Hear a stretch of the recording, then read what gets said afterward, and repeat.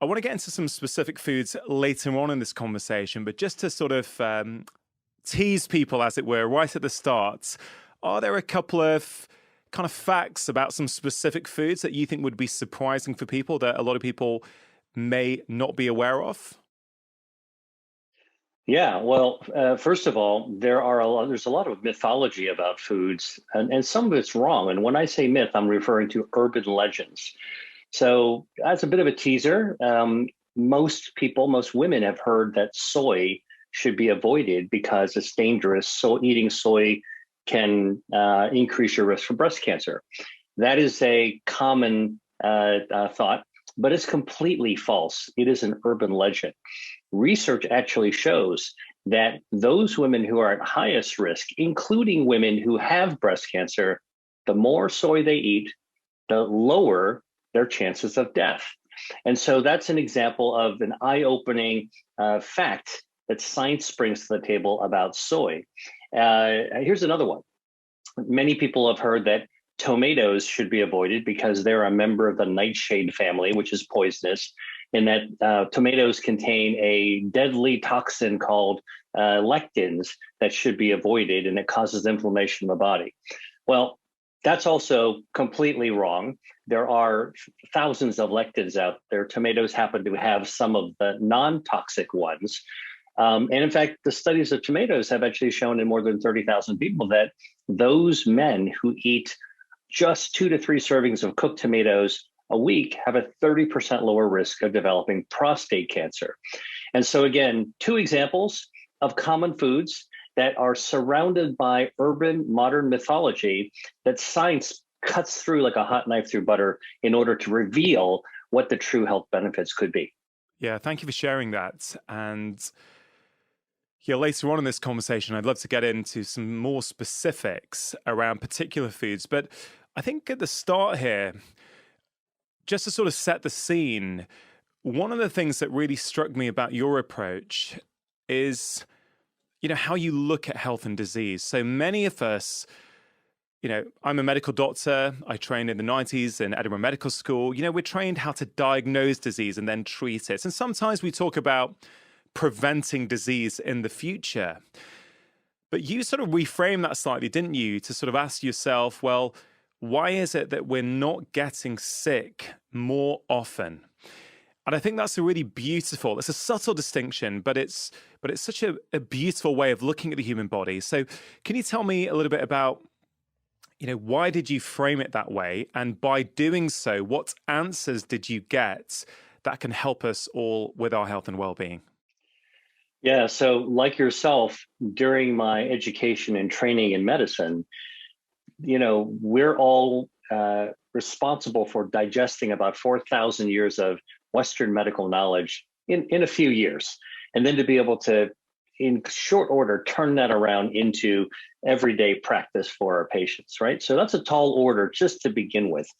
And most of it is about learning how to diagnose diseases accurately, as accurately as possible, and then coming up with essentially a textbook solution. I mean, that's what we're taught to do from the very beginning. Recognize the disease, recognize the solution, try to match them up, and then actually deliver that as something that we can use to help our patients. And I did that for many, many years. And in fact, I was so inspired by the unmet needs for treating diseases, some diseases successfully, like cancer, like diabetes, like blindness, frankly.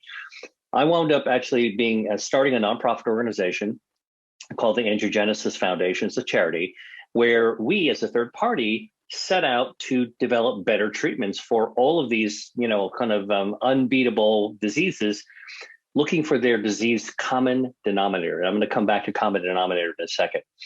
I felt that although, billions of dollars had been spent towards cancer research or research to prevent blindness, as just two different examples, or breast cancer or Alzheimer's disease, progress in science was formidable, but progress in treatment was way too slow.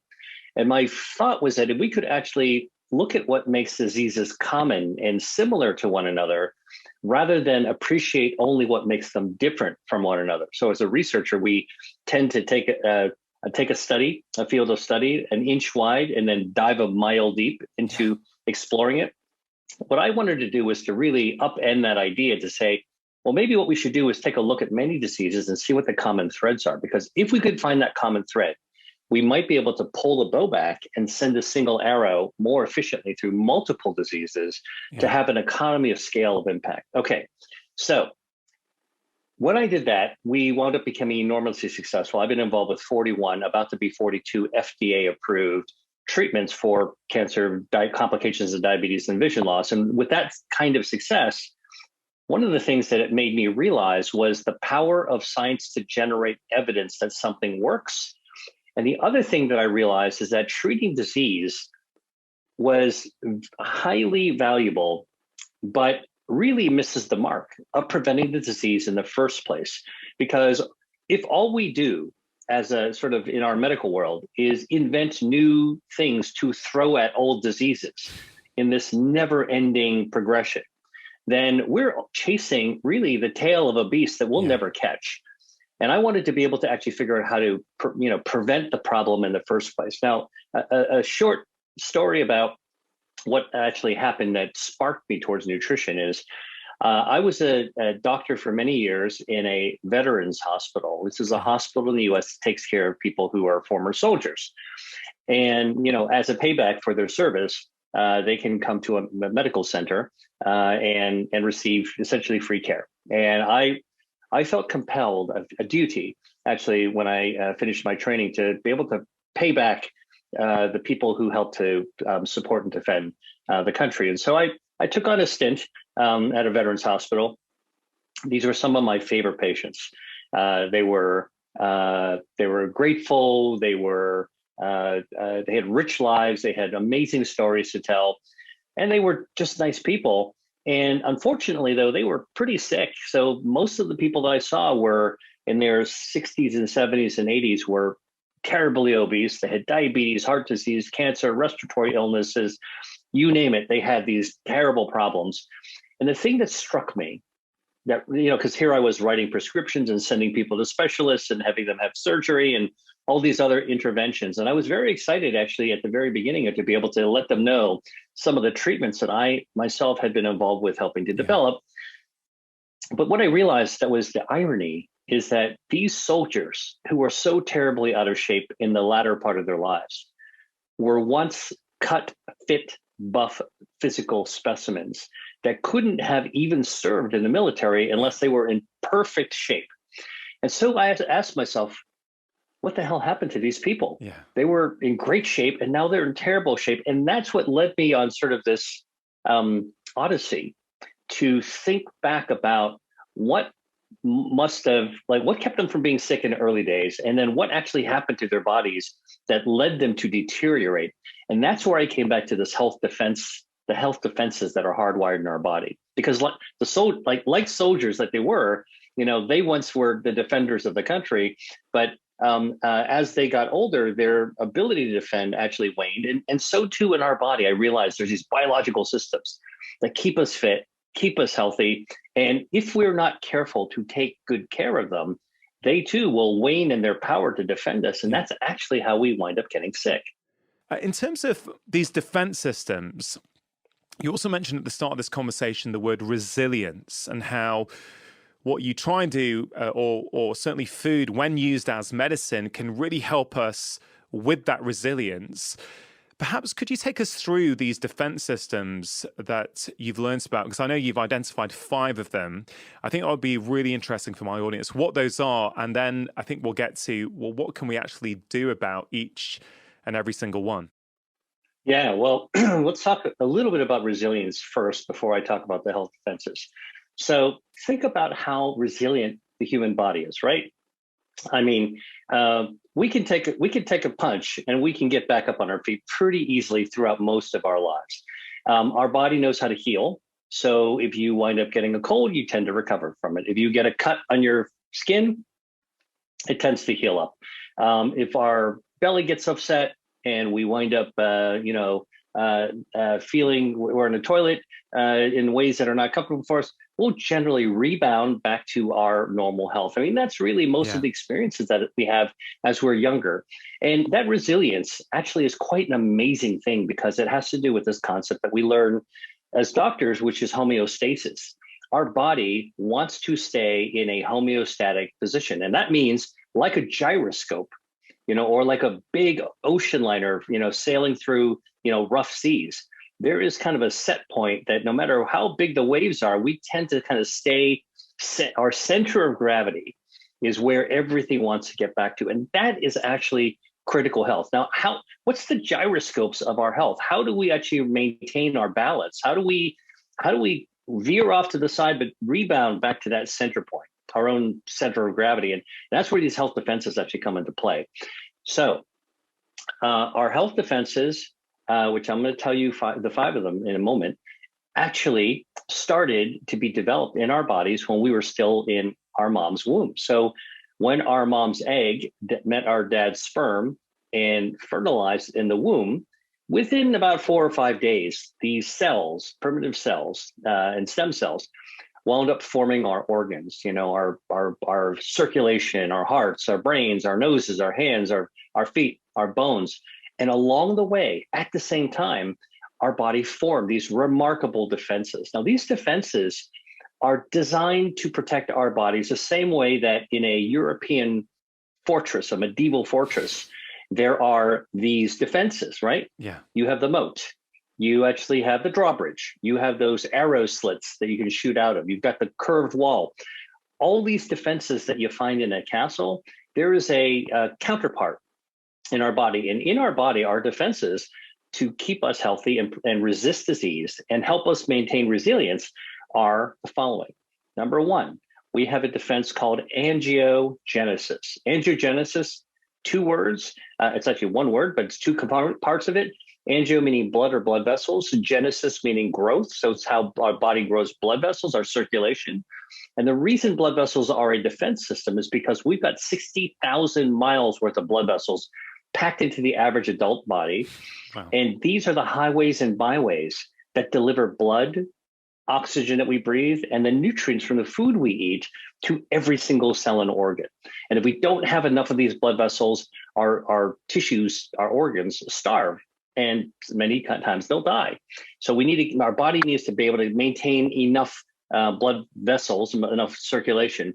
And on the other hand, if we've got too many blood vessels and overgrowth, that would be like a garden that overgrows with weeds. Those weeds actually obscure the function of the garden, and they can actually destroy our health by feeding diseases. Extra blood vessels can feed diseases like cancer, as an example, or arthritis, or psoriasis, or many other types of harmful extra unwanted blood vessels. And so the body maintains its resilience in circulation by literally maintaining a balance, this set point, this gyroscope, center of gravity.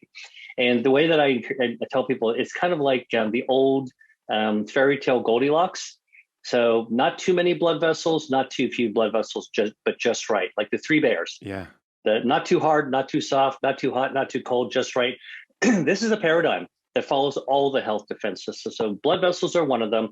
Secondly are our stem cells. Remember I said that we formed in a womb with stem cells? Yeah. Well, when we're born, we have extra stem cells left over that were not used. So it's kind of like painting a room. If you're painting a room and you're going to buy paint, right? You always buy extra paint because the last thing you want to do is to run out of paint before you finish the job. What do you do when the room has been completed from painting? You've got extra cans of paint. So what do? You put the cap on, you put it in your garage, okay, for another time if you need to spot check. Well, this is actually what happens with our stem cells. When we're born, and our organs have formed with all these stem cells, the ovarage, and we've got extra stem cells. In fact, we've got 750 million extra stem cells when we're born. That gets packed up into our bone marrow where it basically sits for most of our lives until we need to repair our organs from the inside out. So regeneration, our ability to be able to renew ourselves, is another health defense system. A third one is our gut. Our gut microbiome. So much has been made of how important our gut bacteria is. I will tell you, we're just scratching the tip of the iceberg of understanding our gut bacteria, but I will tell you it is so important that we've got about roughly the same number of bacteria growing inside our body as we actually have human cells. Yeah. And beyond bacteria, there's even viruses that are healthy viruses. I just learned this the other day. We've got about 39 trillion bacteria growing inside our body. Most of them are healthy. And as you know, when we were in medical school, we were all taught, we drank the Kool-Aid that bacteria are bad. And so one must destroy bacteria. And hence there are antibiotics to match with bacteria. But in fact, most bacteria in our bodies are good. And occasionally there is a bad actor that kind of springs out. And so but what I learned was that there are good viruses as well. In fact, there are 10 times more viruses in and on the body than bacteria. So it's 380 trillion viruses, the human virome. Our DNA is hardwired as a fourth health defense system, hardwired to protect itself against damage from the environment, like ultraviolet radiation, radon from the ground, any chemicals or solvents we might inhale, oxidative stress, even emotional stress, which can actually fray our DNA, our genetic code. Our DNA can protect that. And of course, finally, our immune system, which like the volume switch in a car radio, is perfectly tuned to be able to deliver a little inflammation where it's needed, a lot of immune protection to be able to ward off invaders from the outside like bacteria and viruses, and invaders from the inside like cancer. And that whole system, like a volume switch on a radio, needs to be able to turn up. And when you've had enough, to turn it back down and back down to that homeostatic balancing point, that set point. And for all these health defense systems, our body kind of chugs along through life, keeping us right sort of steady as she goes. Every now and then it's got to rear up and swashbuckle to get rid of some disease, but it comes right back to center. And that's what foods can actually help to support. If you enjoyed that clip from my podcast, here's another powerful clip that is really going to help you with your health and happiness. You just want to shock the system, then your body gets to reset. And one of the most popular things to do in the longevity world now is